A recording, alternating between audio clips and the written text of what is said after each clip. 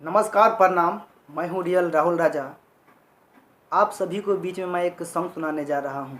अगर अच्छा लगे तो प्लीज़ लाइक, शेयर और कमेंट ज़रूर करिएगा, और साथ में चैनल को सब्सक्राइब करना ना भूलें। तो आइए शुरू करते हैं। पिया पिया रटते पियर भइल देहिया, अरे पिया गइल कवन ओर, अरे सेज पे तनको निक न लागे कि जब ले होता भोर।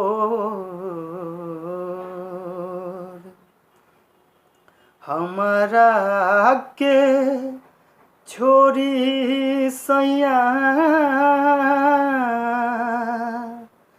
गइल विदेशवा हो,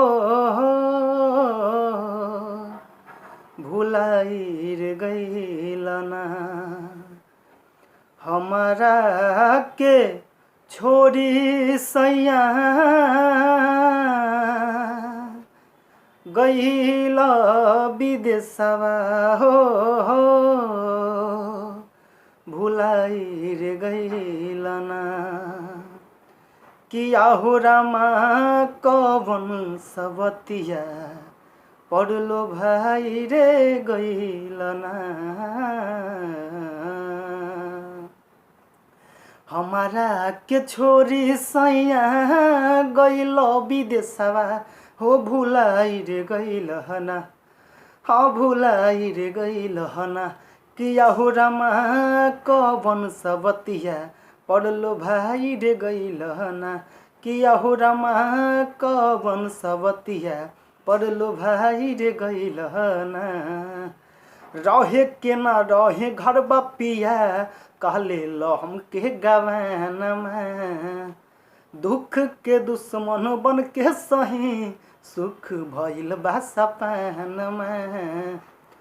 हाँ, रहे के ना रहे घर बपिया कहले लो हमके गवान में। आ दुख के दुश्मन बन के सही सुख भइल बा सपन में। अरे जियते जवानी जरे केहू से न कहे हो, जराइर गइल ना। जियते जवानी जरे केहू से न कही हो, जराइर गइल ना। हाँ, जराइर गइल ना। किया हो रामा कवन सबतिया पड़लो भाई रे गइल ना। किया हो रामा कवन सबतिया पड़लो भाई रे गइल ना।